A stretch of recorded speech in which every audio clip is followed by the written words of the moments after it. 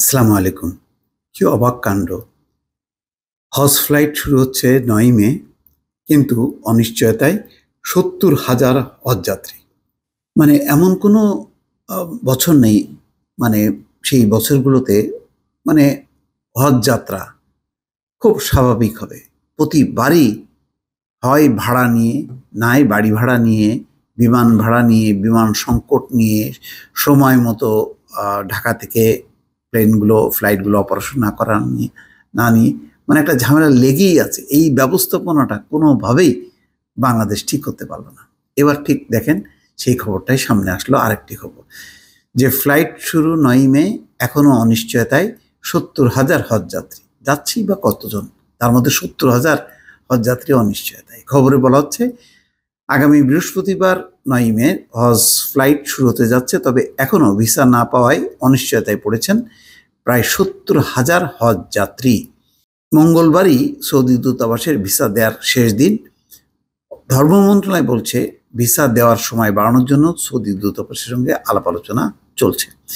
হজ ভিসার জন্য আবেদনের শেষ সময় ছিল ২৯ এপ্রিল। ধর্মমন্ত্রীর আবেদনের প্রেক্ষিতে ভিসা আবেদনের সময় ৭ই মে পর্যন্ত করা হয়েছে।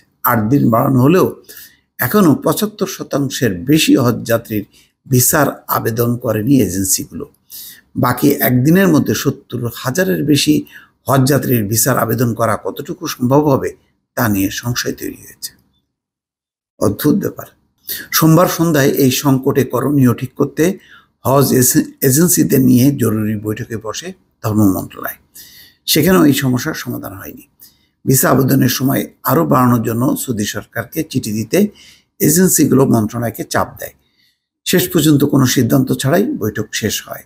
ধর্ম মন্ত্রণালয়ের হজ অনুবিভাগ থেকে জানা গেছে, চলতি বছর বাংলাদেশ থেকে ৮৩,২০৯ জন নারী পুরুষ পবিত্র হজ পালন করতে সৌদি আরব যাবেন।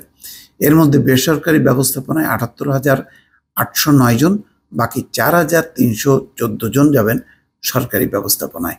৭ শতাধিক হজ এজেন্সি হজযাত্রীদের নিবন্ধন করেছে। ২৫৯টি লিড এজেন্সি হজযাত্রীদের মূল ব্যবস্থাপনায় থাকবে। এর মধ্যে সোমবার মাত্র ৫৫টি এজেন্সির আংশিক ভিসা আবেদন হয়েছে। বাকি ২০৪টি এজেন্সি ভিসা প্রক্রিয়া শুরু করতে পারেনি। এই এজেন্সিগুলোর অধীনে মোট ৭০,০০০-এর বেশি হজযাত্রী রয়েছে। এইটা মানে প্রতিনিয়ত একই পরিস্থিতি চলছে, এটার থেকে কোনো উত্তরণ কিন্তু নেই।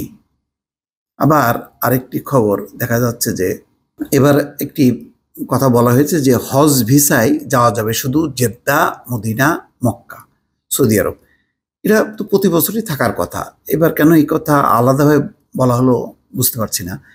হজ ভিসা সংক্রান্ত নতুন বিধিনিষেধ ঘোষণা করেছে সৌদি আরব। বোধহয় এর আগে রিল্যাক্স করা হয়েছিল যে হজ ভিসায় এসে সৌদি আরবের বিভিন্ন জায়গায় যাওয়া যাবে।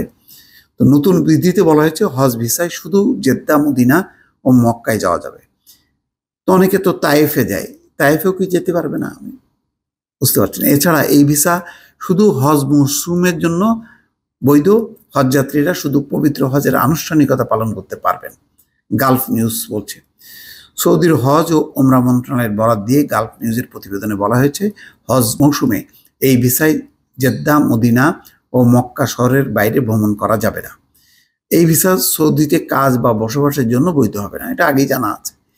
এই বিধিনিষেধ লঙ্ঘন করলে সংশ্লিষ্ট ব্যক্তিকে নিজ দেশে ফেরত পাঠানো হতে পারে, এমনকি ভবিষ্যতে হজে আসা নিষিদ্ধ করা হতে পারে। যাক, তারা সতর্কতা করছে, কেননা প্রতি বছর হজের একটা অংশ, বিশেষ করে বাংলাদেশ, পাকিস্তান, এরকম দরিদ্র পীড়িত যে সমস্ত মুসলিম দেশ থেকে যায়, তার একটা অংশ আস্তে করে ঢুকে পড়ে এবং তারা অবৈধভাবে বসবাস করে জীবন জীবিকার আশায়। সেটি হয়তো কড়াকড়ি করার জন্য এইবার আবার নতুন করে এই বিধিনিষেধ জারি করেছে। দর্শক, ভালো থাকবেন। আল্লাহ হাফেজ।